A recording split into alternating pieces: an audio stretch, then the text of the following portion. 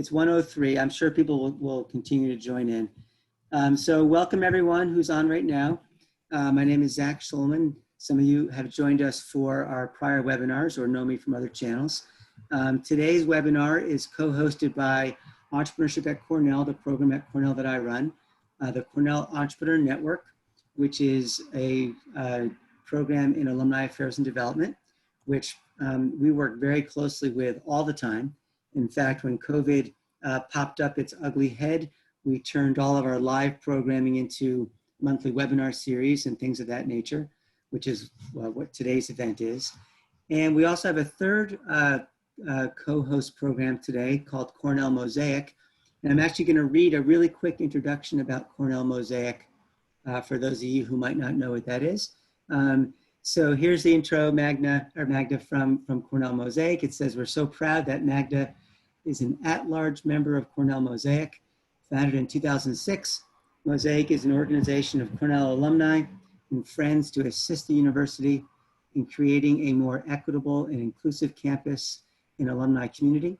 Mosaic members serve as ambassadors for Cornell's diverse communities by identifying opportunities to influence university priorities, supporting and promoting diversity initiatives, and collaborating with a larger Cornell University community, all for the benefit of our alumni and of course the larger Cornell community. You can join Mosaic again next week for a program on the inclusion habitat, how you can change your workplace. And the Mosaic folks will put the registration info for that into the chat box. So I want to thank all of you who submitted questions in advance. We will be getting to some of those. Won't be able to hit all of them, but we'll definitely get to some of them. And also for those on the call now, I see we're just about at 170. Please feel free to put your questions in the chat box. That's the best place to put them, as opposed to the Q&A actually. We will be monitoring the chat box throughout and pulling some questions from there as well. Okay, and with that, I'm going to kick it off. So I'm going to take a couple of questions that I came up with, Magda, at first.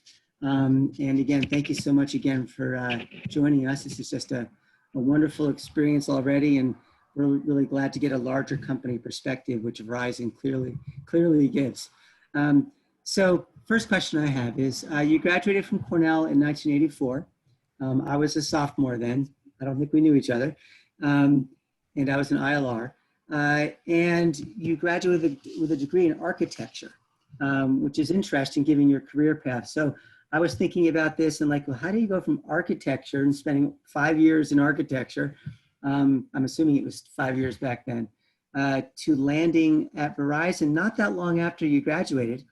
And did you actually plan it that way, or did you plan to become an architect? I mean, to me, it just seems like ILR would have been the perfect fit for you. So I'm trying to figure out how you got to architecture.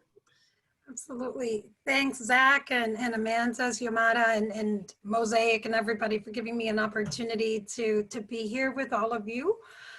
So I actually have a planning degree. And so the School of Architecture, Art, and Planning, at the time that I was there many moons ago, had just launched an interdisciplinary program for undergrads inside of the graduate school. And I began at Cornell in the School of Arts and Sciences, thinking that I would, study government, public policy, and that's probably why, some of the ILR pieces became attractive as well. But we were able to apply in our junior year for admission into this grad program. Now, the School of Architecture, Art, and Planning has an actual urban studies program for undergrads, but it didn't exist back then. Okay. And so it was a fantastic opportunity. They pull things in from ILR, from human ecology, from arts and sciences, and certainly the rich curriculum of planning and architecture inside architecture, art, and planning. And so that is the mystery solved. I think I got a really great foundation around community organizing, around equity, quite frankly, very, very early there in those studies, and really trying to understand systems and how systems work on behalf of, or not, all people. Yep. And So that's my quick That makes response. sense. And where did you find yourself immediately after graduation? So after I graduated, my first role was actually at my church. And so my church had submitted an urban ministry initiative to what is still known as the New York City Mission Society. And the New York City Mission Society is a nonprofit that helps to engage churches on behalf of social justice or meeting community needs. When my church made that submission, they were asked who would run the program if you were funded. And they put my name in it. They had not checked with me. They weren't sure they were going to get it. They knew I was going to graduate and maybe I'd come and do that. And so that's how I ended up at the New York City Mission Society, working in Brooklyn and Williamsburg at the time around community organizing. And Okay. then from there, actually went to the nonprofit. So I spent 1 year in the local church ministry and then moved to the New York City Mission Society to do some work around early childhood education and the expansion of those services across the boroughs in the city of New York. Excellent, excellent. And before we go into more in-depth questions, how did you find yourself at Cornell? I'm just curious. I see you're wearing red today, which is, I mean, So better go than red, red. go big red. You're wearing red, and that's for Cornell, not for Verizon, right? I mean, It's for Verizon's both. also It's red. for both. That's the beauty of it. Excellent. So So, how I ended up at Cornell, Zach?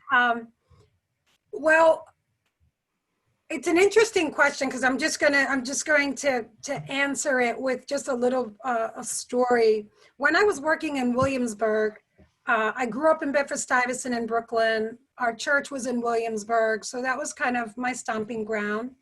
And I worked in the summer at my church in a youth summer youth camp. okay. And we used to use the local public school across the street for our activities. And I remember someone who was the principal of the school kind of saying, what are you gonna do with your life? And I talked about Cornell, and he was just like, how are you gonna get there? And I just want to say what my answer was: Greyhound. And so his response was, oh, that's not what I mean. And so I said, I get it, but lots of children from Brooklyn, from Bed-Stuy, from Williamsburg need to believe. And I was fortunate to have a cousin who attended Cornell.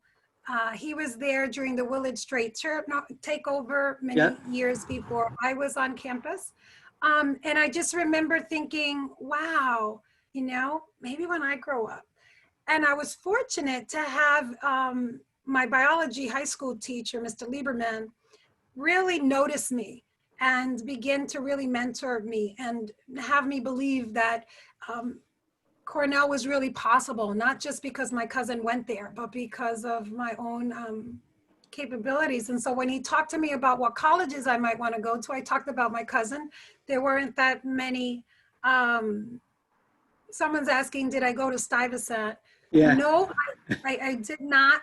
I actually went to Martin Van Buren High School in Queens, and we were bused there during racial integration efforts. And in any event, that was kind of how I ended up at Cornell, partly just exposure early on, which I think is so important for people to believe they can see themselves somewhere because someone who looks like them has done it. And then, seeing a teacher or someone who comes alongside and sees potential and begins to help you to believe. And that's who we all can be for other people who might not see that as a possibility.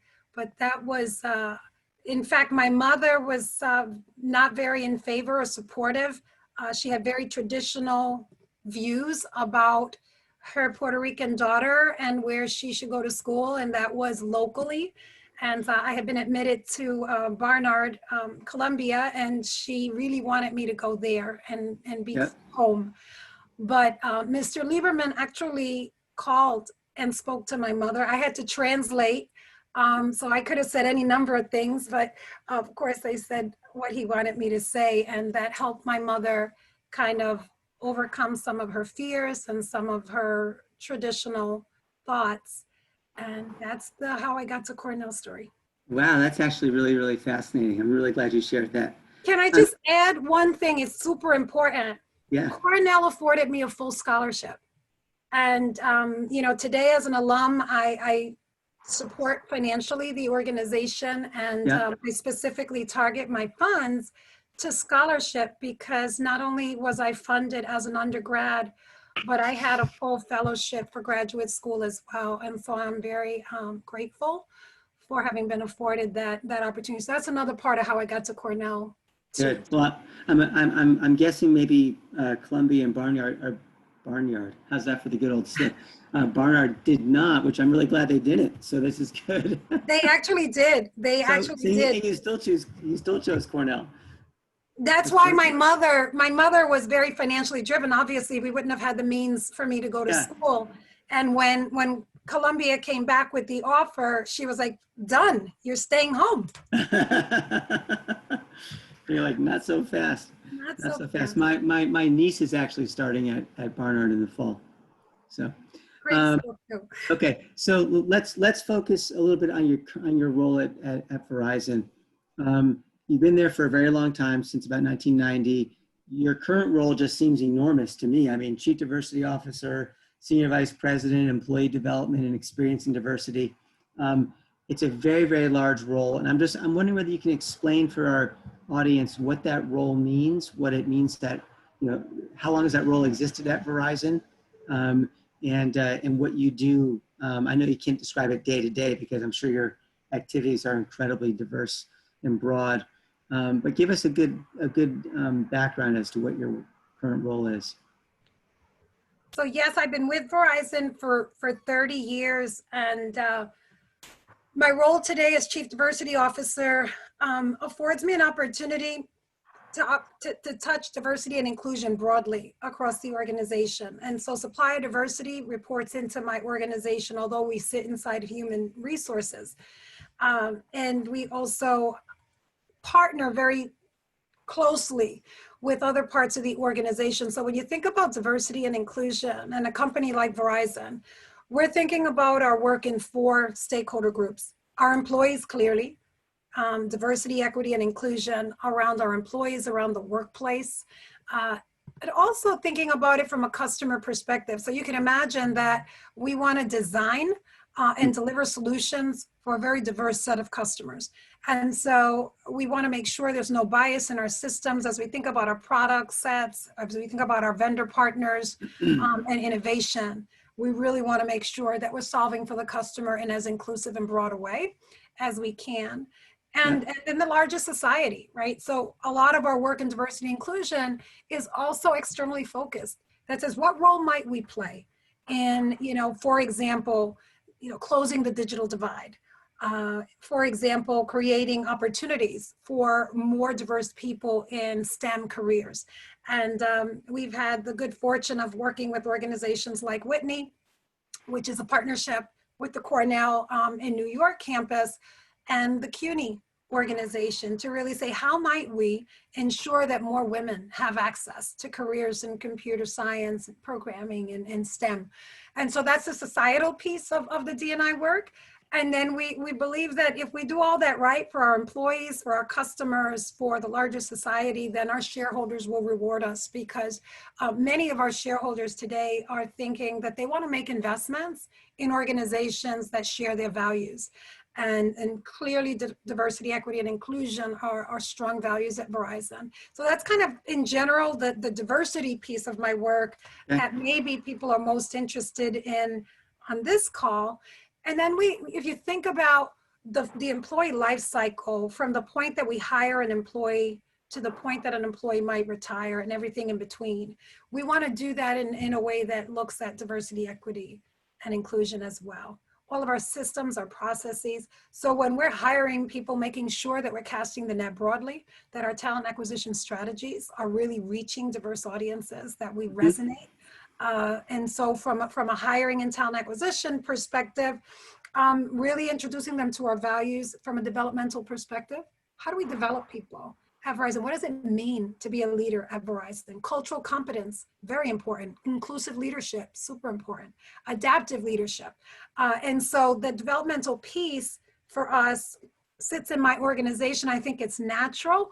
We also train our people in, how to climb poles and deliver service at our retail stores. But also doing that with a mindset of how diverse people learn and grow in an organization. And then employee relations, clearly some of the compliance pieces around EEO, affirmative action, as well as employee relations. What's the culture like inside the organization? How do we check to make sure the climate is equitable for all to grow? So those are just kind of quick. I don't know if that covered everything. No, it does for sure. So much. I mean, and the things you just mentioned are also important. I mean, extremely important, particularly in a big organization like Verizon. How long has Verizon truly paid attention to these issues? So Verizon, I've been there 30 years. And someone just asked about the digital divide and what we're doing around that. So I'll just tie it just because I saw it in the chat. Okay. And it ties to this question. Okay. So I have had the good fortune of working for 3 CEOs. I worked with Ivan Seidenberg. I worked with Lowell McAdam, who happens to be a Cornell alum, and now with Hans Vestberg. And you never want your commitment to these societal issues, to diversity, equity, inclusion, to digital divide, or any of that, to be tied to any one person's vision or any one person's pet project. It really is core to who we are at Verizon. And it's why I came to Verizon and have been there 30 years. So you asked earlier, what did I do in the 5 years between my graduation and Verizon? And I talked about the New York City Mission Society. What you should know is that back then, New York Telephone, which over time is today Verizon, had a board member, an executive who was funding the early childhood education programs that I was extending across the 5 boroughs. He recruited me to, back then, New York Telephone, because at the time, the former Governor Cuomo, the first Mario Cuomo, and his wife Matilda Cuomo were starting some public-private partnerships in the state of New York. And he thought that I could be a good member of the team to bring that to life at New York Telephone. So I came in to do that work. And at the time, I had a plan that I would be at New York Telephone for 5 years. I would learn everything that I could about corporate America and how corporate America did social responsibility. And this is 30 years ago, right. Social responsibility. And then go back into the work that I had been trained to do from a public policy planning and advocacy perspective. And 30 years later, I'm here because I have been able to do all of that work in this 30-year career with a company that really cares deeply. So digital divide early efforts for us were creating community centers. Those community technology centers existed in Harlem, in Washington Heights, and in different places. We partnered with nonprofit organizations across our operating territory to provide access to children after school, to the elderly and the unemployed during the day when the children were in school. And those centers were a part of our attempt back then to work on the digital divide and really provide access and connectivity to people who might not otherwise have it in their homes. And then just continuously now, when we think about some of the work that we're doing, we have Verizon Innovative Learning Schools. And those schools are looking to provide high-tech education inside the schools, really technology-enabled education, while at the same time training teachers and parents about the power of technology and how to use it for learning. And then really just helping those children improve their academic performance.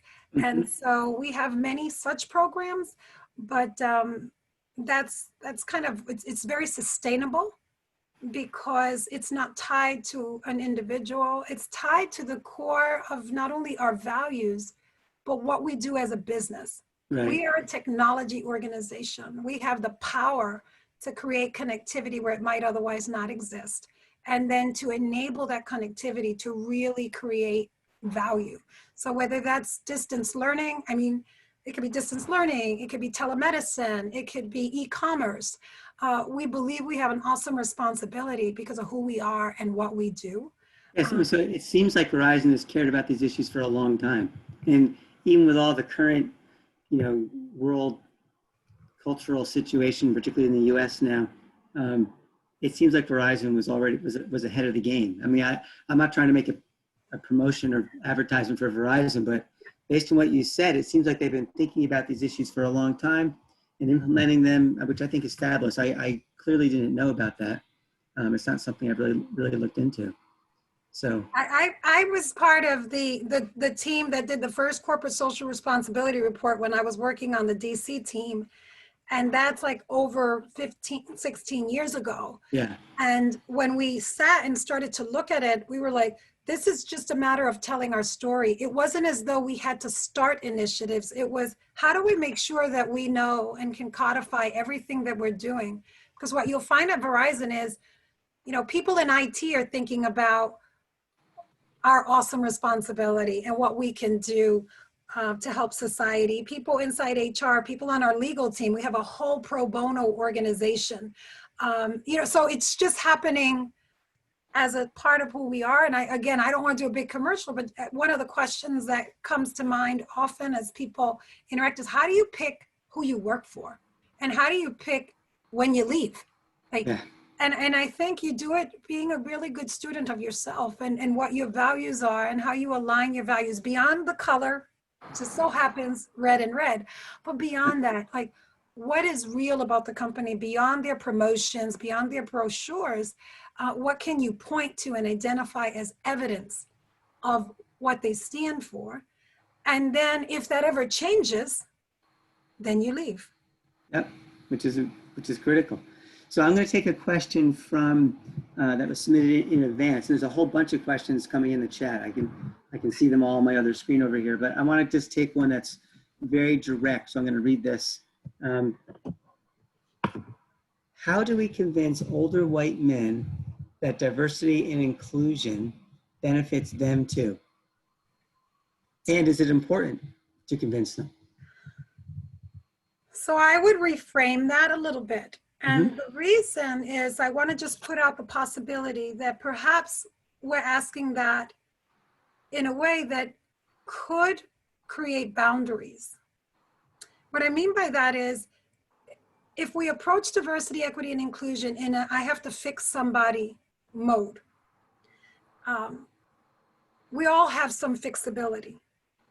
And I find in my experience that just acknowledging that as we engage people from different backgrounds and different journeys, white men, Puerto Rican women, all of us in this conversation, it's so important not to have barriers come up. And we as human beings are naturally defensive. We have a desire to survive. And so what we don't want to do is tap in and trigger that perhaps early in the process. So I'd encourage anyone who's trying to engage with people who are different from oneself is to engage in a curious way about them too. And to approach these relationships in a way that we're all learning together. That Magda Yrizzary does not speak on behalf of every woman. I don't speak on behalf of every Puerto Rican. I don't speak on behalf of everyone who's graduated from the School of Architecture, Art and Planning or Cornell. And so I have a point of view, which is my point of view. It's not the world view. And so when I acknowledge that in my own mind, then I enter into a conversation with Zach more open. And my openness hopefully allows Zach to be open. And creating safety is so important. And I want to just acknowledge a program that Cornell has that I just thought of here. My son graduated in 2019 from CALS and a bio major. And he had the opportunity to experience something called intergroup dialogue. And it's unfortunately not available at scale at Cornell. I would encourage Cornell to make that a requirement of graduation. It was so powerful. Mm. And I will tell you that as my son has engaged in racial justice issues right now, he and I have been working alongside of my church on a racial justice task force. He's done a lot of research. He's not on the task force. I'm chairing the task force, but he's my research arm. And I've heard him have some conversations where he will just be so open, and he learned those skills because of that intergroup dialogue, perhaps because of what he experienced in his own life at home, I want to believe as well. And we should be good role models to our children about what it means to be inclusive. What are the conversations that we're having around our tables? It really matters. Children learn what they live. And children also learn from programs like intergroup dialogue, and it's really important. So I hope the person that asked that question, I've answered it, because we all, yes, we need to bring people from where they are to another place. All of us are learning and evolving in our thinking. And there are some who are racist and whose perspectives are absolutely wrong. And we will not meet them and perhaps help them if we isolate them, whoever they are, because there's one of the things we want to avoid is the us and themisms that Right. we so often fall into for all the right reasons, because we are identifying certain behaviors and attributes in a person that lead us to believe they're not as evolved as they need to be. And so if we are committed to going on that journey with them, they have to stay curious about us, we about them. Yeah. Or So it's more about, it's not going in with an attitude of I need to change somebody. It's more going in with an attitude of I want to find out about that person, and if change happens, that's great. Or is it more? It seems like a longer term process. Like you're not going to change people overnight. we're not going to change people overnight, and some of us have to change, no Yeah. doubt about it. And we should be unapologetic about those persons whose behaviors must be addressed and must be changed. Yeah. And when we do, it doesn't happen overnight, because who we are right now, who I am sitting here, it took a long time for me to become who I am, and I'm an imperfect being where I am. So a lot of room for all of us. So I've gotten a few of these questions that relate to how to get into the DEI profession. So I'm just going to read one off the chat. It says, I read an article about how the next generation of diversity, equity, and inclusion professionals are typically hand-plucked from current leaders in the industry to take the helm.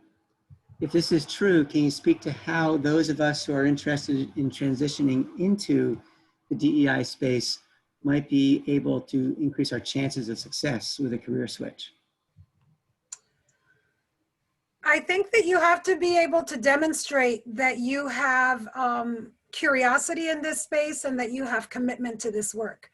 And so it is true that there are people who are in kind of core business functions that are handpicked.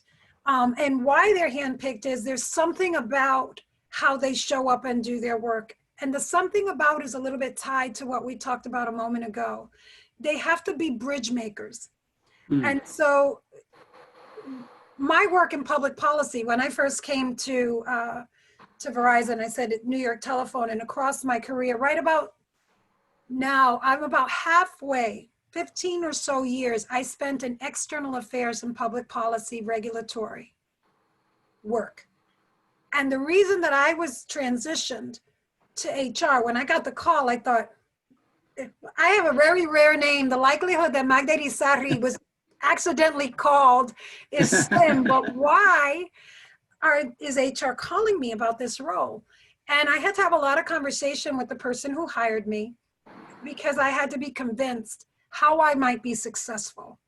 And one of the things that he talked to me about was, because I had been working on the Hill, and because before that I was working in, like I said, Governor Cuomo's, administration and others across my career, I built bridges.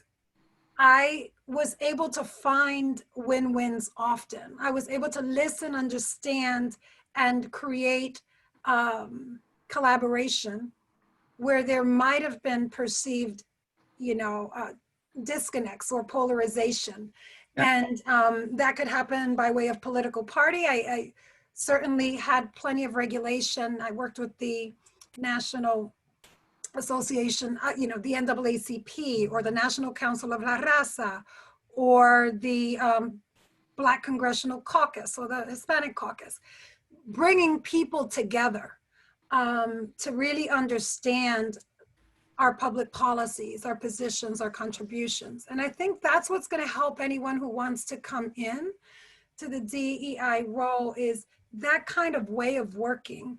I also had experience around diversity and inclusion. And so assembling some set of experiences without being paid for it, perhaps in a volunteer capacity or at the firm that you're in, volunteering for the diversity council of that firm. Perhaps your firm has employee resource groups that you could get involved in a leadership capacity. So it's kind of, what's your brand in terms of bridging people of disparate perspectives, and then also actually engaging in work that's addressing inequities. And actually makes a lot of sense. No, that actually makes a ton of sense. The more you talk, I'm really convinced that you went to the ILR school, by the way. So somebody asked the question earlier, how you interact with Christine, who's the Chief Human Resource Officer at Verizon, who also went to the ILR school. Yeah, she actually went to the ILR school. Yeah. I just breathe the air, I guess, Zach, so it's good. So Christy Pambianchi is my boss. She is my immediate supervisor. She's fantastic. Has been with us since June, so just completed 1 year. The past June, so this June was a year. You can imagine when Christy Pambianchi came to Verizon, she was not expecting to be faced with a pandemic. She was not expecting to be faced with a racial crisis. And so she has led both of those really at the forefront. We have had conversations with our employees on a daily basis since March. And Christy has been at the forefront of helping people understand the company's commitment to their safety, as well as really understanding the needs of the business and bringing those two together to keep our employees safe and meet our customers, the commitments, to our customers. And then, fast forward to the racial justice crisis, the same thing, not leading from behind ever, really leading from the front, while at the same time being super inclusive. Her leadership style is very inclusive. So whether it was the pandemic or the racial justice crisis, just really making sure she surrounds herself with people who can inform her and who she can inform, so that collectively we can meet the demands. So I'm actually curious, given that she's such a recent addition to the team, did you interview her when she was in the process? It's interesting you should ask that. I was responsible for executive talent acquisition, but I was not so the team that is around that table, I know them very well during the interviewing process and their movement across the company because of the work that I've been doing. Christy was not someone that I was involved in the search for, because I would be reporting to her. Right. I was just curious. There must be, it's always interesting when you get a new boss, right? So yes, very. But that one, I didn't get to work on that search. Yeah. I'm going to read a question out of the Q&A box, actually, that was also submitted in advance, which I found pretty interesting. It says, as a Cornell MBA CS grad and the founder of the first blind hiring job portal at Work Justly, it's something of a bit of a struggle convincing companies they should drop names from incoming resumes to reduce bias in hiring. What are your thoughts on blind hiring, and does Verizon plan to implement it? And what are some of the best practices to increase diversity at the earliest stages of the hiring process? Yeah, we've been working on just making sure that we have a focus on conscious inclusion and mitigating any potential bias in any of the systems, including at the point of hire, in how we even do our job description. So we really are trying to be very careful to use inclusive language, to not use language that would in any way cause a particular group of people to not be attracted. And so that piece around bias, whether it's where you show up for recruiting, whether it is referrals, if your base is not particularly diverse and you have an employee referral program, you're probably, unfortunately, the way that we're wired as humans, we tend to surround ourselves with people who are more like ourselves. Right. So we're just looking at all of that constantly. We have looked at this blind resume piece as well as part of that process of really getting underneath that. And we're not going to embrace that at this time. And I'd be happy to, you could find me. I am not on any social media, but you can get me on at Verizon, and we can talk further. But I struggle with the efficacy of that, because if you think about some of what we would know, I just want to know the whole person. Yep. And yes, bias can indeed play into that, but there are other ways that you can work on these processes. For example, like I said, what's your pipeline like? Fill the pipeline with as many diverse people so that you have rich options, as opposed to saying, I just don't know where to look. There's just none of those, whatever those are, out there for me to hire. So really working the outreach and the hiring pipeline, and getting enough people into the funnel that are diverse is really where we're focused. We also do a lot of training with our hiring managers. Not only with our recruiters, which we do a lot of training with our recruiters around bias and being sure that that does not creep into the system, but also with our hiring managers as well. So we're not saying that it's not possible. We're just not choosing that lever. We're Right. choosing different levers to address that in the workplace. Yeah, or maybe it's that the benefits of that degree of blind hiring aren't proven yet. And I don't really have great opinions on this either. I haven't been involved. Most of my life is with startups. If you have a team of 10 people and you bring in a diverse person, it actually makes an immediate impact because the team is so tiny. And it's actually a lot easier to impact. I just read something today, by the way. There's a bunch of venture capitalists have signed up to require diversity in investor syndicates.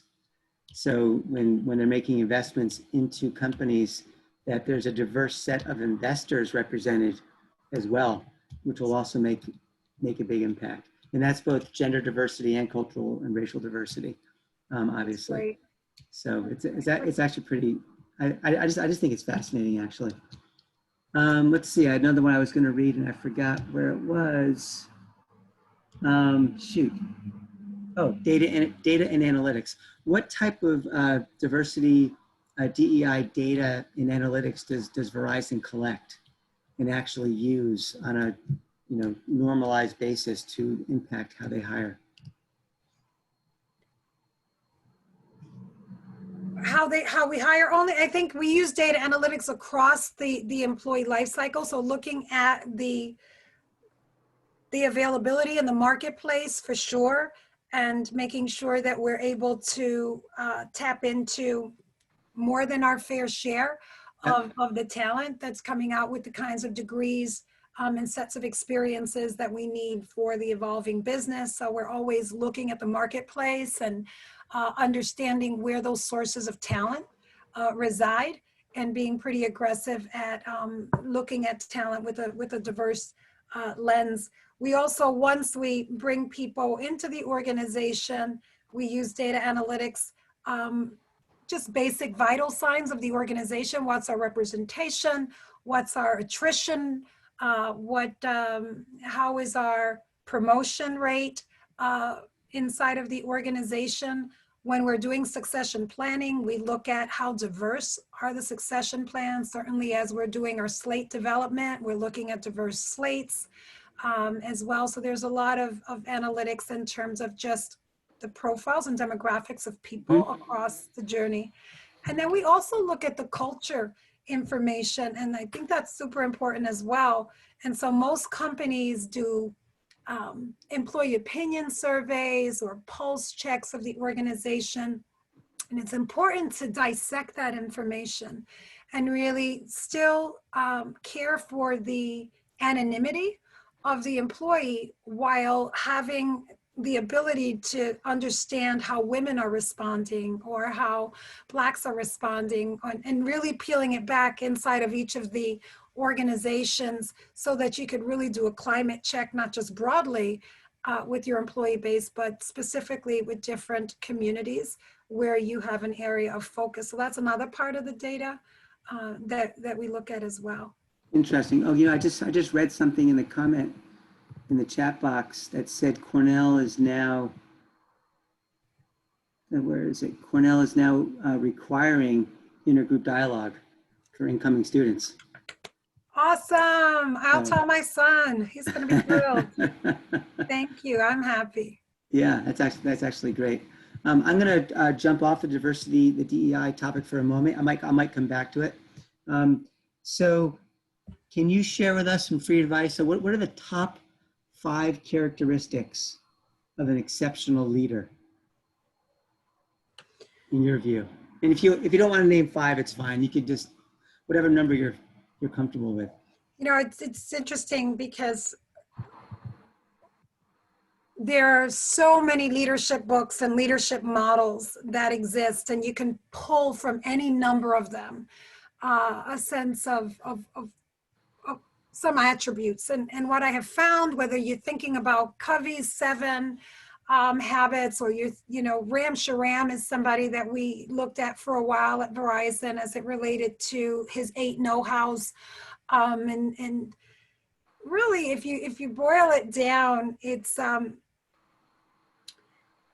really leaders are living in dualities all the time. And so a leader is humble and bold.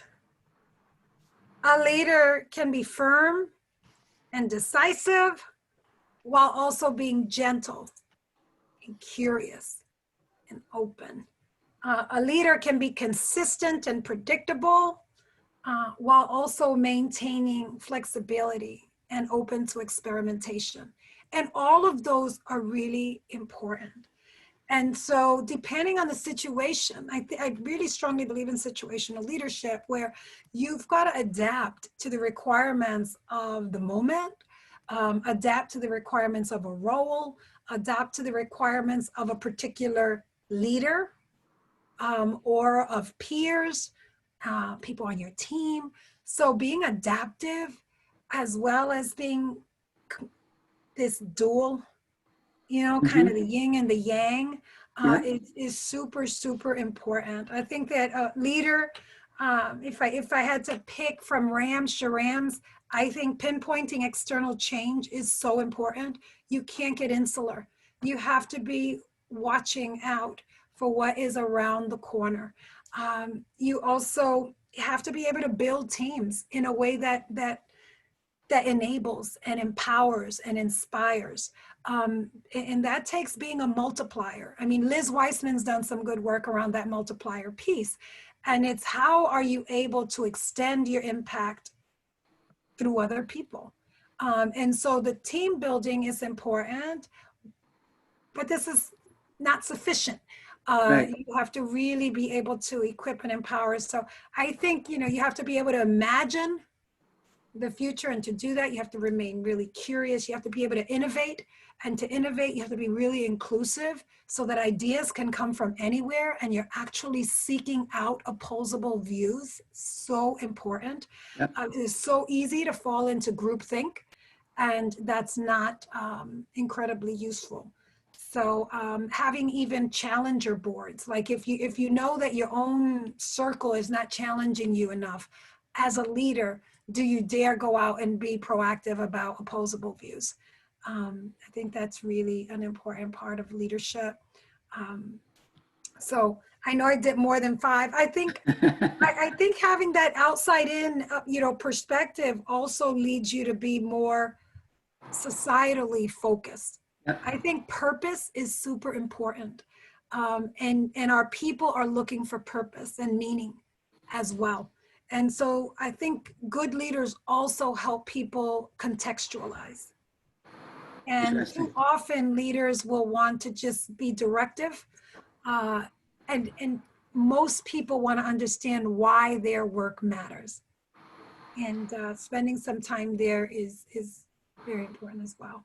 Do you think that the best leaders ask that question, why their work matters?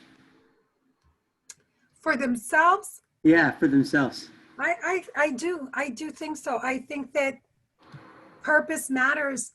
As you lead, you have to wake up and believe in order for other people to follow you. And if you don't find that you have purpose, it's going to be really hard for other people to find the ability Yeah, to it's connect. interesting. Interesting. Hey, Amanda, did you have a question you wanted to ask? I saw you pop up for a second. Yes, I was gonna weave in the data and analytics since I saw a couple of those and I saw you hesitate, but then you came right back with it. But I do want to mention that we did receive a number of comments related to the COVID field prior to today's event. Just they came in advance, so I could share one of those with you, Magda, if you don't mind. So one of them that did come in was, how do you think work and life will be post-COVID? Do you think the working from home will become permanent or will it phase out? What are the best practices on measuring employee engagement and morale during this time? I think that a lot of orthodoxies got challenged with COVID.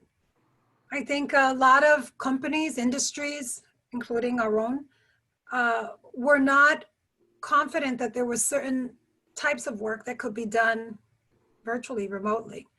And what we learned was that indeed there are more things that can be done virtually and remotely.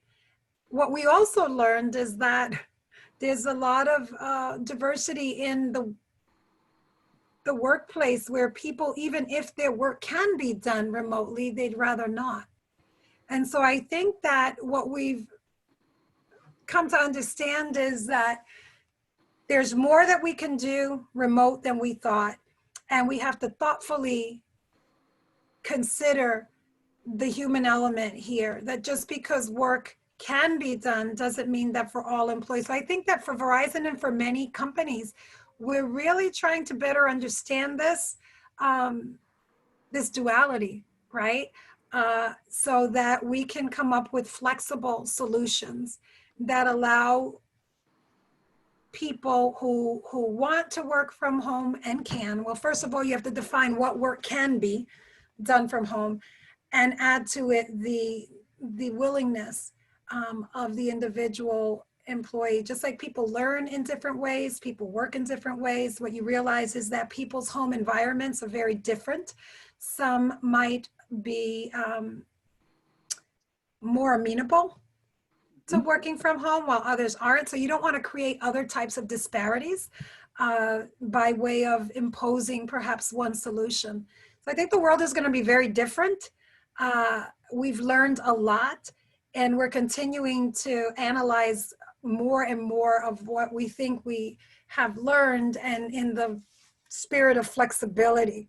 And you can imagine that it's hard to remain totally flexible when you will start to say, maybe there are some savings here, right? So you think about real estate savings just as an example. And if you're going Just to employee invest travel. and travel, and so there are so many interdependencies that are being looked at right now, you know, as we speak, for companies like Verizon and many other, you know, companies and industries around the world. So have you been remote yourself since the pandemic Yes. started? Yes, I have been remote since March 13th. It was a Friday, because Friday the 13th stuck in my mind. Yeah. And We will be remote at Verizon from an administrative perspective, those that are office based employees till the end of the calendar year. We have a company that has employees that are, customer facing employees inside of our retail stores, in our technicians who go into people's homes and into your neighborhoods. And so what we have been focused on is for those employees who have customer contact, making sure that they are safe.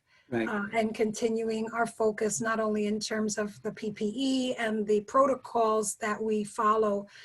We were able to launch an app for technicians, for example, where technicians would be outside your home and they were able to, you got delivered your equipment and the technician was outside virtually guiding you. And just in case there was equipment outside your home that required something, they were on site, but not in your home. And who would have thought that was possible? And the team just very, very quickly enabled that capability. And so now we've got, touchless stores. Who would have thought in the retail space, right? So there's been a lot of innovation to ensure the safety of our employees and our customers. And then at the same time, looking at those other job functions that could be performed from home, Yep. all at the same time. Yep. Well, I think there's a bunch of us that are remote. I have not been back to campus since mid-March either. So we will see. I wanted to ask another question that I thought was interesting. So what resources do you recommend for a board of directors that might not be as far along on the DEI journey as Verizon? One of the places that I really do believe is a good start is around unconscious bias. It might feel old and it might feel, like, seriously, can you give me something, more innovative than that? I think that's back to the earlier conversation around how do you find common ground? And with unconscious bias, it is a fairly safe place because people are not feeling judged and blamed. And it's a conversation that begins with all of us are biased. However, there are some biases that are unacceptable when actions are taken that could be discriminatory in nature against another person. And so it's just a really healthy place for boards to build awareness and become comfortable with each other in a safe way. Well, I'm actually really glad you brought this up because one of the team members on my little team at Entrepreneurship at Cornell has been asking me about unconscious bias. She took the Cornell offers all these courses for employees. So she took this course and she's really, really encouraging me to take it. So, and I was going to take it before you said this, but I think it's really good validation. It's a great foundation. Common ground matters. Mm-hmm. And then you can move from there to conversations around conscious inclusion, which takes you a little bit more into, do you understand your privilege? Do you understand how power works? That's a next step. And then the journey continues. Do you understand what it means to be an ally? What does that look like? Yeah. And so it's kind of a bit of a journey. And so I think that it's a great place to start. Yeah. And another question that relates to this, particularly for boards, and we're getting almost to the end, by the way, so I want to be conscious of our time. Boards are making an active recruitment for more diverse candidates. They're not always easy to find, particularly at a smaller company. I think at a larger company, it might even be easier because you have the reputation of the larger company behind you to attract somebody. But at a smaller company or a nonprofit, I think it might be more challenging. Do you recommend that people actively recruit or wait for the right person to come along? Wow. You have to it's kind of loaded, but. Yeah, you have to actively recruit. And one of the things that I would encourage boards and companies is to challenge some of our assumptions about what it would mean, what it would take to be successful on a board. And some of the requirements that we place on some of these roles are really not necessary. And it's not about lowering standards. It's not at all. It's about being more real about what is truly required versus what's preferred, and challenging ourselves, challenging orthodoxies that lead us to outcomes that allow for marginalized people to remain marginalized. And so I think that is very important. If we asked many people, what did it take for you to get here? Not one of us was ready for any role that we have had when we accepted the role. Not one person. Not even your CEO? Not even our CEO. So our CEO would say he came here with a set of really important capabilities and experiences, and he was relying on his team and on a lot of other people for whatever it was. He hadn't grown up in Verizon, so he couldn't have all of the things that someone who did had. We could have chosen to go with an internal person for those reasons, but there's always a variety of reasons, right, that you hire any given person. And so how might we expand our thinking so that people don't seem so risky? Right. That's fascinating. It truly is. Well, listen, we are at 2:00, and I know that you're a very busy executive at a very big company. Even though you're working from home, we're all super, super swamped.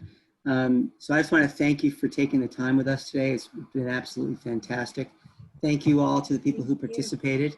It was wonderful to have you on board. We look forward to some future interaction. Same. Thank you for having me. Absolutely. Take care. Have a Okay, great thanks, rest everybody. of the day and week. Stay healthy. Yes, Okay. stay Bye-bye. healthy. Bye-bye. Bye. Thanks again.